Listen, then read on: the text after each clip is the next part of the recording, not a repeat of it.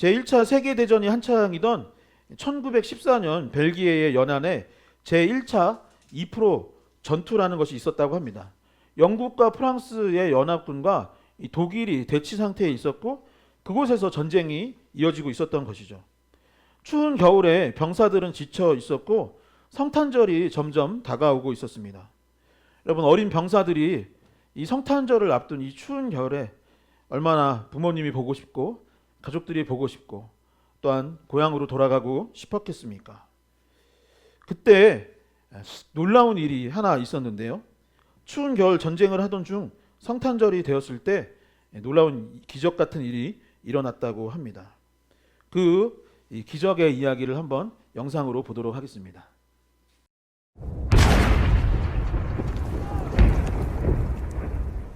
Jenkins, Oakley. No.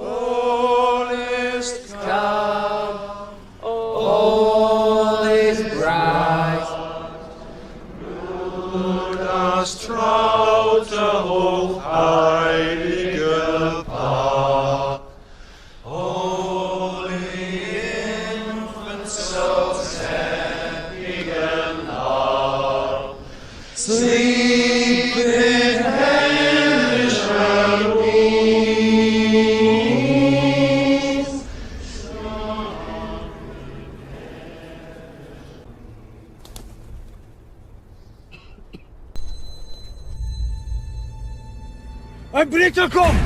Ein Britterkum! Jim? Jim, don't do it! Halt! Er ist nicht bewaffnet! Nein, Otto! Jim.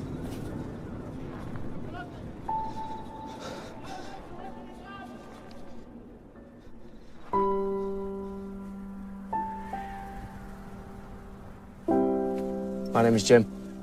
Mein Name ist Otto. Pleased to meet you, Otto. Freut mich.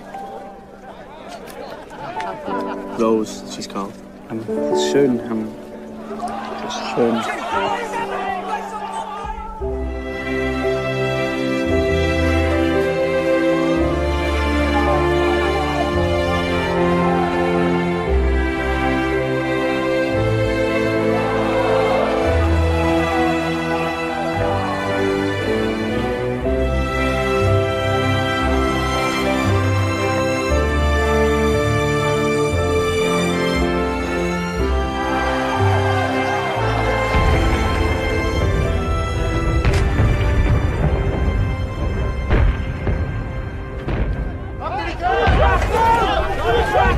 Danke.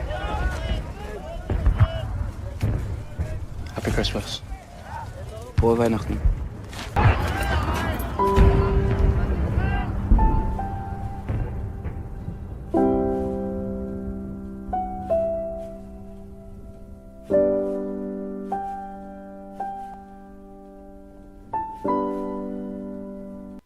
성탄절이 가까워오자 화면의 영상처럼 이상한 일이 벌어지게 되었다고 합니다.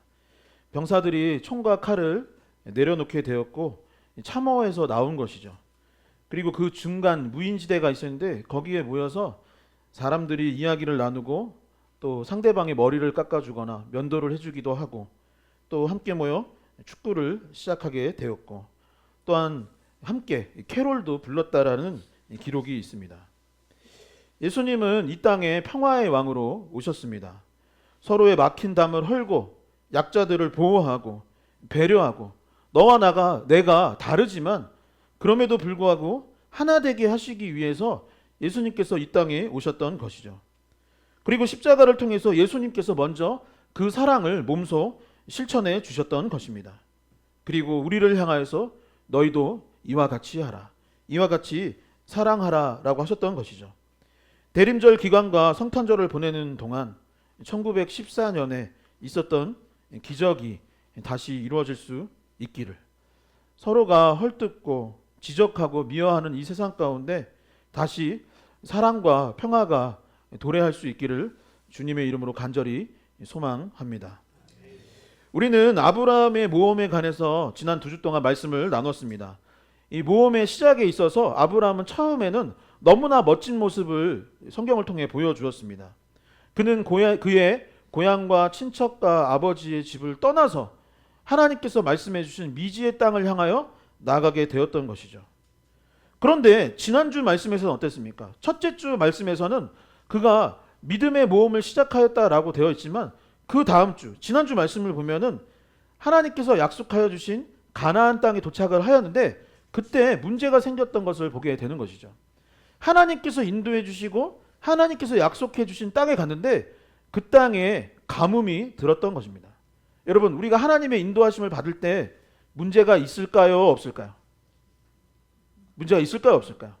우리가 흔히 생각하기를 우리가 하나님의 인도하심을 받아 살아간다면 아무 문제가 없겠구나, 아무 어려움이 없겠구나, 아무 어떤 그런 특별한 어려움들이 없겠구나라고 생각을 하지만 성경을 보면 그럼에도 불구하고 하나님께서 인도하신 그 땅에서도 가뭄이라는 어려움이 있었다라고 되어 있습니다. 그런데 그 순간 아브라함은 어떻게 했을까요? 하나님의 뜻을 묻거나 기도하지 아니하고 예배하지 아니하고 위험을 만나니 아마도 조급한 마음이 들었던 것 같습니다. 그래서 그는 물이 많이 있는 애굽으로 건너가게 되었고 그곳에서 이제 위험을 겪게 되었던 것입니다. 아브라함의 아내였던 사라가 아리따웠더라라고 성경은 나와 있습니다. 그래서 애굽의 남성들이 그 여인을 흠모하기 시작했던 것이죠. 그러면 어떻게 될까요? 내 아내가 아름답고 사람들이 관심을 보여요. 그러면 내 아내를 잘 지키려고 해야 될 텐데 아브라함은 여기서 또 하나님의 자녀로서 백성으로서 보기에는 부족한 모습을 보였던 것입니다. 사람들에게 이 사람은 내 아내가 아니라 나의 누이입니다 라고 거짓말을 하는 최악의 선택을 하게 되었고 결국 애굽의 왕이었던 바로에게 아내를 빼앗기게 된 것이죠. 이는 단지 아브라함만의 문제가 아닙니다. 우리의 삶을 돌아보십시오. 우리가 살아가는 동안 우리는 얼마나 정의롭고 얼마나 헌신적이고 얼마나 바른 삶을 살았습니까? 돌아본다면 사실 우리 역시 거룩하거나 성결함을 교회 안에서는 이야기하지만 막상 세상 가운데 나아가서 가정에서나 일터에서나 사회에서 우리의 모습을 돌이켜 본다면 우리 역시 아브라함같이 허점투성이, 실수투성이, 죄인이요 모자라고 부족하여서 하나님 앞에서 부끄러운 삶을 살아갈 때가 훨씬 많다라는 것을 돌아보게 될 것입니다. 그러나 그럼에도 불구하고 하나님은 나 같은 죄인을 이곳으로 불러주셨고 우리같이 연약한 우리를 부족함에도 불구하고 사랑해 주셨던 것입니다. 아브라함이 연약하고 실수투성이이고 거짓말쟁이였지만 하나님께서 그에게 은혜를 베풀어 주셔서 그를 선한 길로 인도해 주신 것이죠. 그리고 지금 우리가 이 땅에 있는 이유는 또한 예수 그리스도의 십자가 사랑으로 말미암아 우리를 죽기까지 사랑하여 주셔서 우리가 이제는 용서함을 받고 그리스도인으로서 살아갈 수 있는 것입니다. 실수투성이 아브라함을 결국 하나님은 용서하여 주셨습니다. 그리고 그와 그의 아내의 그의 일행들의 생명을 건져 주셨다라는 것을 우리는 지난주 말씀을 통해 함께 나누게 되었던 것이죠. 그렇다면 실패 가운데 하나님의 사랑과 은혜를 경험한 아브라함은 이제 실패 뒤에 어떻게 되었을까요? 애굽에서 그 일을 겪은 후에 그는 무엇을 하고 어떤 변화를 갖게 되었겠습니까? 창세기 13장 1절에서 4절의 말씀을 함께 한 목소리로 봉독해 보도록 하겠습니다. 함께 읽겠습니다. 아브라함이 애굽에서 그와 그의 아내와 모든 소유와 롯과 함께 네겝으로 올라가니 아브라함에게 가축과 은과 금이 풍부하였더라. 그가 네겝에서부터 길을 떠나 베델에 이르며 베델과 아이 사이 곧 전에 장막 쳤던 곳에 이르니 그가 처음으로 제단을 쌓은 곳이라. 그가 거기서 여호와의 이름을 불렀더라. 아멘. 어려움을 당했지만 하나님께서는 그 일을 선한 길로 인도하여 주셨고 이제 바꿔 주셨던 것입니다. 아브라함 역시 이전보다는 성숙한 모습을 보이기 시작했습니다. 그는 원래의 자리로 돌아갔고 이번에도 무엇을 했다고 써있냐면 제단을 쌓고 여호와의 이름을 부르게 되었다라고 되어 있어요. 현대적으로 본다면 이것이 무엇이라고 했죠? 지난주 말씀에서 함께 고백해 보겠습니다. 예배를 드렸습니다. 다시 한번 예배를 드렸습니다. 그죠? 아브라함이 실수를 하고 잘못을 한 후에 이제 하나님께서 건져주신 것을 경험한 후에 그는 어떻게 됐느냐? 다시 하나님을 예배하기 시작했다라는 것이죠.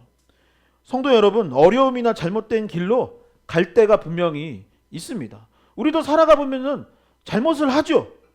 그러나 하나님께서 그 일을 통해서 원하시는 것은 무엇이냐? 너가 잘못을 했으니 이제 패배자다. 낭망하고 그냥 거기에 머물러라 하는 것이 아니라 다시 원래의 자리로 돌아와라. 다시 하나님을 가까이 했던 그 예배의 자리로 돌아와라. 그래서 하나님께 영광을 돌리고 가까이 하고 다시 회복의 시간을 가져라라고 말씀하고 있는 것이죠. 그런데 이렇게 원래의 자리로 돌아와 바른 길로 돌아와 예배까지 드렸는데 그러니 어떻게 될까요? 우리는 또 이런 생각을 하는 거죠. 아, 그래, 이제는 어려움도 극복을 했고 하나님께서 건지셨고 이제 다시 여호와의 이름을 부르기 시작했으니 잘 되었겠구나. 이제 다시 행복한 일들이 계속해서 이루어지겠구나 라고 생각을 할 수 있는데 오늘 말씀을 보면 또다시 문제가 생겼다라고 이야기를 하고 있는 것입니다. 또 다른 사건이 터지게 되었던 것이죠. 5에서 7절의 말씀을 제가 읽어보도록 하겠습니다. 아브라함의 일행 롯도 양과 소와 장막이 있으므로 그 땅이 그들이 동거하기에 넉넉하지 못하였으니 이는 그들의 소유가 많아서 동거할 수 없었음이라. 그러므로 아브라함의 가축의 목자와 롯의 가축의 목자가 서로 다투고 또 가나안 땅과 브리스 사람도 그 땅에 거주하였는지라. 아멘.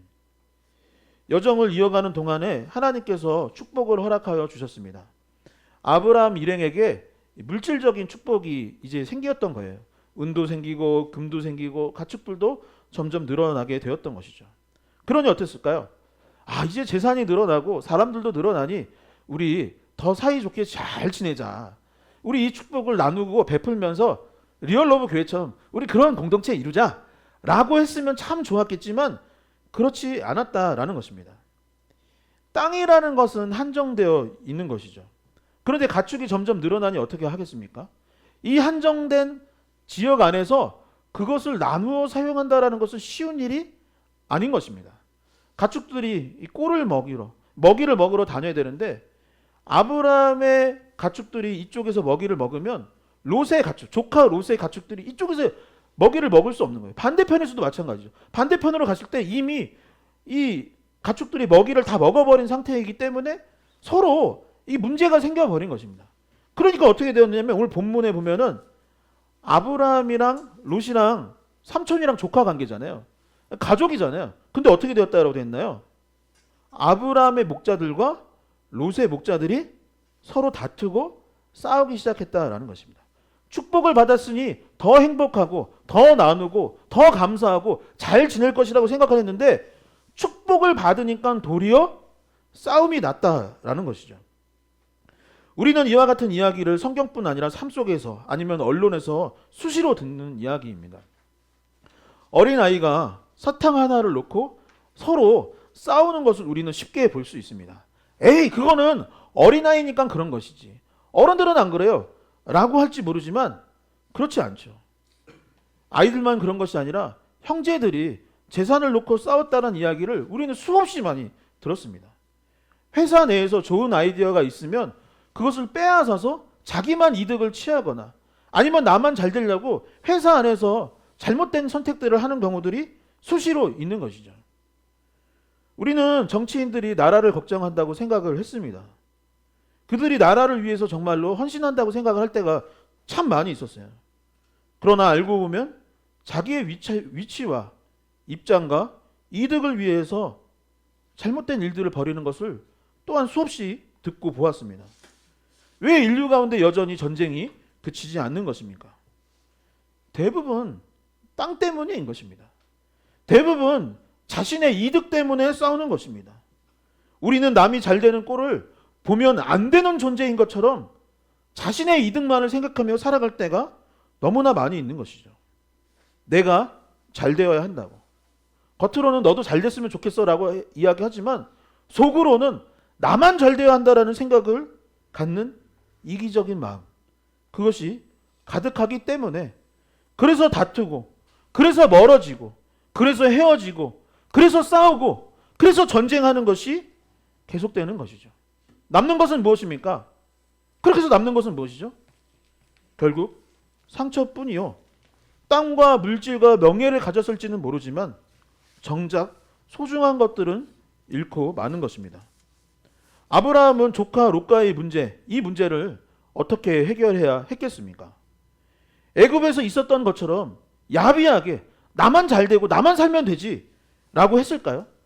아니면 이제 그 일을 겪고 좀 더 성숙한 모습을 보였을까요? 오늘 말씀은 아브라함이 조카 롯과의 문제에 있어서 사랑과 양보로 해결했다라고 기록하고 있습니다. 함께 고백해 볼까요? 사랑과 양보로 해결했습니다. 네, 다시 한번 고백해 보겠습니다. 사랑과 양보로 해결했습니다. 그렇죠. 세상적인 방법, 다투고 빼앗고 어떻게 해서든 좀 더 이기적인 모습으로 내 것을 취하려고 했던 것이 아니라 당장에는 내가 손해를 보더라도 그래, 얘는 내 조카이지 않느냐, 그래, 내가 여전히 롯을 사랑하고 그러니 내가 양보해야겠다 라고 마음먹었다라고 성경은 기록하고 있는 것이죠. 창세기 13장 8에서 9절의 말씀을 함께 봉독해 보도록 하겠습니다. 함께 읽겠습니다. 아브라함이 롯에게 이르되 우리는 한 친족이라 나나 너나 내 목자나 서로 다투게 하지 말자. 내 앞에 온 땅이 있지 아니하냐. 나를 떠나가라. 내가 좌하면 나는 우하고 내가 우하면 나는 좌하리라. 아멘. 우리가 사는 인천에 부평에 가보면 큰 공장 있어요. 너무 유명한 공장이죠. 회사이죠. 옛날에는 거기가 대우자동차였는데 현재는 이제 GM 쉐보레 뭐 이런 차들 만드는 GM이라는 제너럴 모터스라는 회사가 인천 부평에 있습니다. 요즘에 뉴스를 보니까 철수한다는 얘기가 있어요. 그러니까 대한민국에서 사업을 접고 떠날 수도 있다라는 이야기가 수년째 들려요. 제가 개인적으로는 대우 때부터 저희 집 차도 대우 그 차 이름 뭐였죠? 레간자? 아니 저희 집 차 누비라였었어요. 누비라도 타고 지금 현재에도 누비라 타고 옛날에 그 뭐지 마티즈 타고 최근에도 스파크 타고 이제 크루즈란 차 다 그게 이제 옛날 대우, 쉐보레, GM 계열 차들입니다. 그래서 저는 개인적으로 안 떠났으면 좋겠다라는 생각이 들어요. 왜냐하면 지금도 부품 구하기가 있는데 더 없어지면 큰일이다 생각도 들고 뉴스를 보니까 무슨 얘기가 나냐면 원래 군산에도 공장이 있었대요. 근데 군산 공장이 떠나고 나니까 군산 경제가 굉장히 어려워졌다고 합니다. 지금도 이 인천의 그 공장이 거기만 돌아가는 것이 아니라 남동 공단에서 부품들을 만들어다 거기다 하고 있기 때문에 만약에 철수를 한다면 아마 인천 사회가 힘들어지고 또 한국 우리나라에도 좀 어려움이 있을 수 있다라는 이야기가 있습니다. 지금은 전 세계 판매 1위 자동차 기업이 일본의 도요타라고 합니다. 그런데 이 제너럴 모터스는 무려 77년간 세계 판매 1위를 하던 기업이라고 합니다. 그러다가 이 회사가 2008년에 전 세계적으로 어려움이 있었죠. 이제 세계 금융 위기가 터지게 되었고 GM도 어려움을 겪게 되었다고 합니다. 그래서 2009년에 실제로 파산 신청을 했었대요. 파산했다는 건 뭡니까? 이제 망하게 되었다라는 것입니다. 이런 1위를 하던 기업이 졸지에 이제 파산 기업이 되기 직전에 놓였던 것이죠. 그런데 그때 어떻게 이 문제를 극복했느냐? GM 코리아 얘기가 아니고 GM USA 얘기인 것 같아요. 자기네 본사가 있고 자기네 어떤 정체성이 있는 되니까 USA, 미국에서는 어떻게 해결을 했냐면 노사가 서로 양보하고 힘을 합치는 걸로 이 문제를 극복했다라고 되어 있더라고요. 이 노조는 임금의 절반 가까이 깎고 낮추겠다. 그리고 고액 실업 수당이라는 것이 있는데 이것을 폐지하기로 했다고 합니다. 그러니까 직장을 잃게 되더라도 그 받게 되는 것이 있잖아요. 근데 그런 것들을 우리가 양보하겠다라고 했다 합니다. 그리고 사측은 고용을 유지하는 쪽으로 가능하다면 고용을 유지하겠다라고 했고 필치 못하게 해고를 할 경우에는 경영이 정상화된 후에 그분들부터 다시 복직을 약속해 주었다고 합니다. 서로가 양보한 덕분에 이 GM은 1년 만에 흑자 전환을 할 수 있게 되었다고 합니다. 아브람과 롯 사이에 지금 다툼이 일어난 거예요. 아브람의 입장에서는 이렇게 생각할 수 있지 않을까요? 그래도 내가 어른인데, 그래도 내가 삼촌이고 이 집안의 리더인데, 조카야, 이 땅 그래도 내가 하나님 말씀 듣고 와서 얻은 땅이니 내 것이 되어야 하지 않겠냐? 그래도 내가 리더인데 더 많은 땅을 가져야 하지 않겠냐? 라고 할 수 있을지도 모르겠습니다. 또 롯은 어떨까요? 내가 생각했을 때 그래도 삼촌은 그래도 어른이잖아요. 어른이면 뭐 해야 돼요? 좀 양보해야 되는 게 어른의 미덕 아니겠습니까? 저의 어린 것을 생각하고 나를 배려해 주세요. 어른이면 좀 양보하는 미덕이 있어야죠. 라고 하면서 서로 물러서지 않았을 수도 있는 것입니다. 서로 다투고 계속 자신의 것을 주장할 수도 있었을 것이죠. 그런데 이 둘 중 아브라함이 조카 롯을 사랑의 마음으로 품고 양보하게 됩니다. 오늘 본문의 이 내용이 무엇입니까? 롯아, 우리는 한 친족이 아니냐? 우리 가족 아니냐? 너나 나나 우리의 목자들이 싸우도록 그냥 내버려 둘 수 없다. 우리가 가족인데 이렇게 해줄 수는 없다. 재산 때문에, 땅 때문에 싸우는 일은 멈추자. 우리 얼마 전에 같이 예배도 드리고 하나님의 은혜를 누리지 않았느냐? 우리가 믿는 사람이니 싸우지 말자. 내가 양보하마. 네가 좌하면 나는 우하겠고 너가 우하면 나는 좌할 테니 너가 원하는 것을 가져가라 라고 양보를 했던 것이죠. 아브라함의 조카를 향한 사랑과 배려, 양보가 있었고 그래서 다툼이 멈추게 되었던 것입니다. 아브라함이 당장 땅을 잃었을지 모르지만 지금 재산에 있어서는 손해를 보았을지 모르지만 무엇이 남게 되었나요? 무엇이? 재산은 잃었지만 이제 무엇을 얻게 된 거예요? 사람을 얻게 된 것입니다. 당장 땅을 잃게 되었을지 모르지만 무엇을 얻게 됐어요? 가족을 얻게 된 것입니다. 롯과의 좋은 관계를 계속 유지할 수 있게 되는 것이죠. 여러분, 돈이나 땅으로 조카 롯을 값을 매길 수 있습니까? 여러분 지금 다 보면은 옆에 누가 있어요? 저 옆에 있는 분이 땅이나 돈으로 값을 매길 수 있는 사람인가요? 없는 존재 아니겠습니까? 그런데 우리는 실제로는 어떻게 하냐면 사람보다 무엇을 더 소중하게 생각해요? 재산이나 땅을 더 소중하게 생각할 때가 많이 있는 것이에요. 그런데 아브라함은 무엇을 했느냐? 땅이나 재산이 아니라 나의 가족, 나의 친구, 나의 동료를 선택했던 것입니다. 하나님께서 주신 가장 큰 축복, 바로 내 옆에 있는 사람을 선택하게 되었던 것이죠. 사랑하는 성도 여러분, 여러분들은 무엇을 택해야 하겠습니까? 그리스도인으로서 선택해야 될 것은 무엇이겠습니까? 물론 물질의 축복도 받아야 하겠지만 선택의 기로에 놓인다면 사랑을 선택할 수 있기를 소망합니다. 양보할 수 있기를 간절히 축원드립니다. 두 번째, 오늘 말씀은 각자 다른 선택을 했고 그로 인한 결과가 달랐다라고 기록하고 있습니다.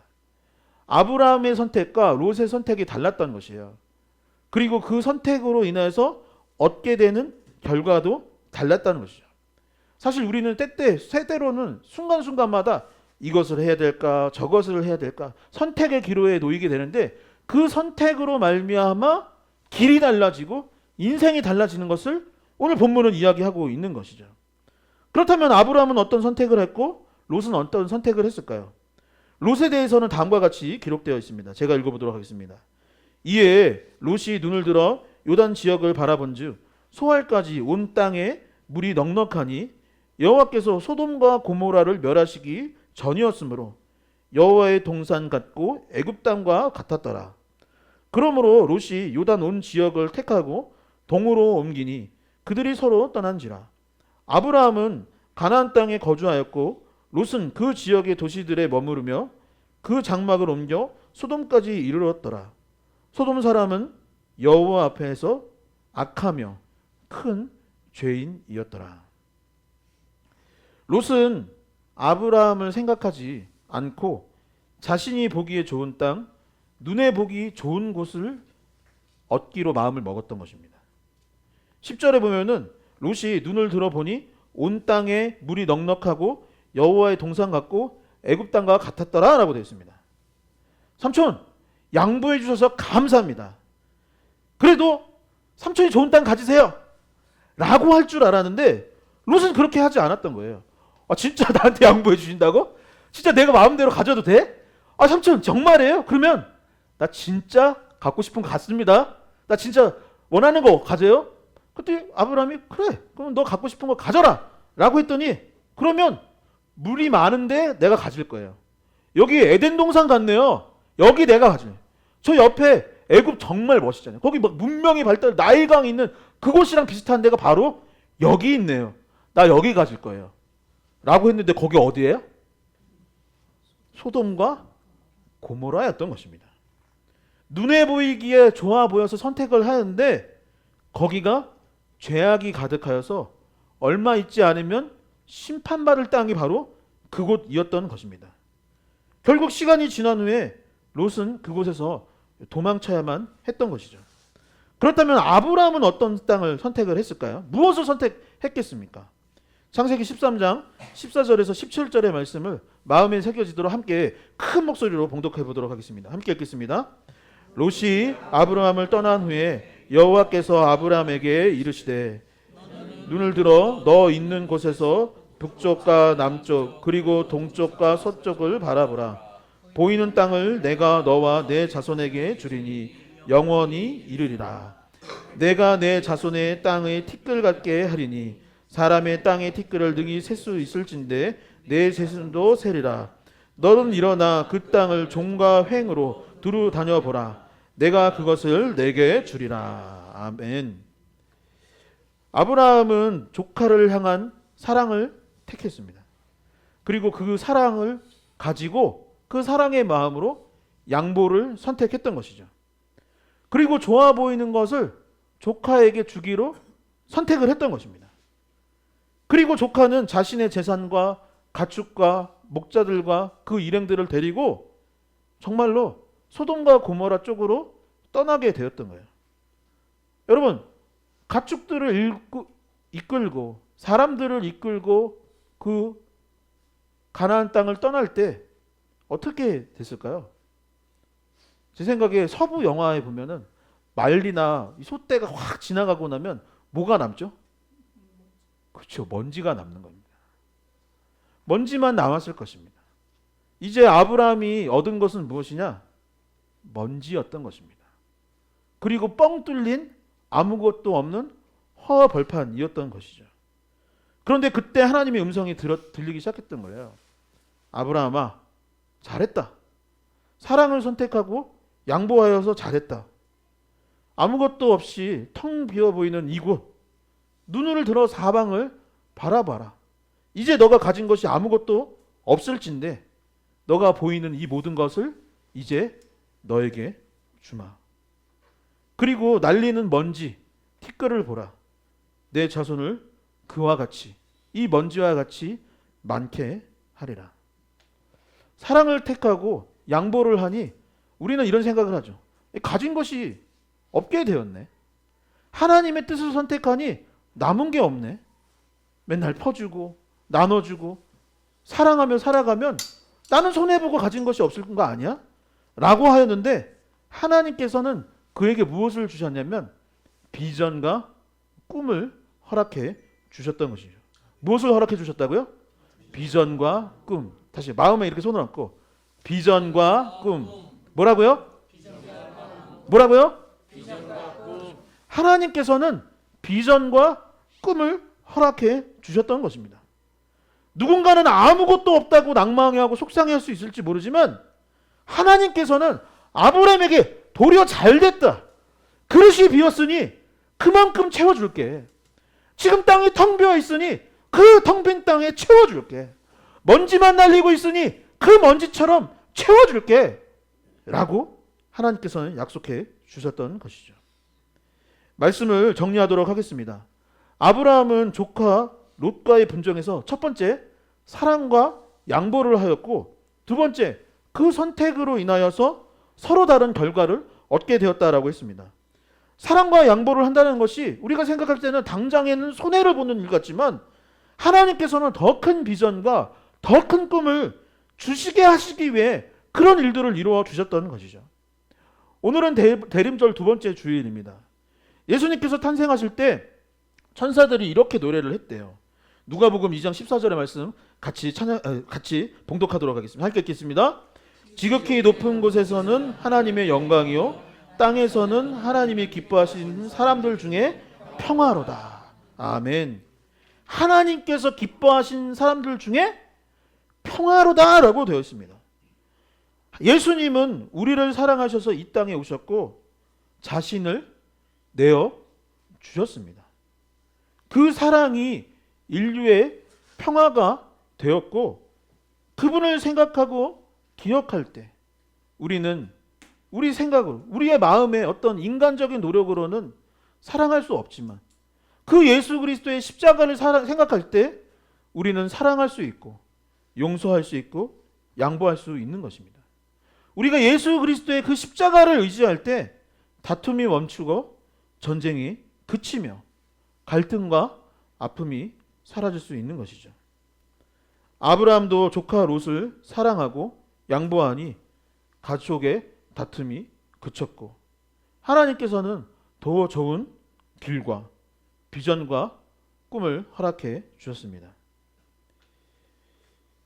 우리 교회에게 있어서 2025년 이 12월은 개척 2년차를 마무리하는 시점입니다. 오늘 오후에는 식사 후에 공동의회가 있습니다. 여기까지 올 수 있었던 것은 전적인 하나님의 은혜요, 주님을 본받아 참사랑을 전하고 실천하기 위해 노력한 결과가 아닐까 싶습니다. 교회 공동체뿐만 아니라 삶의 자리로 돌아가서도 사랑과 양보를 선택할 수 있는 저와 여러분들 될 수 있기를 주님의 이름으로 간절히 소망합니다. 그래서 아브라함과 같이 지금 당장은 손해보고 아무것도 없는 것 같이 여겨진다 할지라도 꿈과 비전을 허락받을 수 있는 그러한 멋진 인생이 될 수 있기를, 그러한 멋진 공동체와 가정과 일터가 될 수 있기를 주님의 이름으로 간절히 축원합니다. 축원드립니다. 축원드립니다.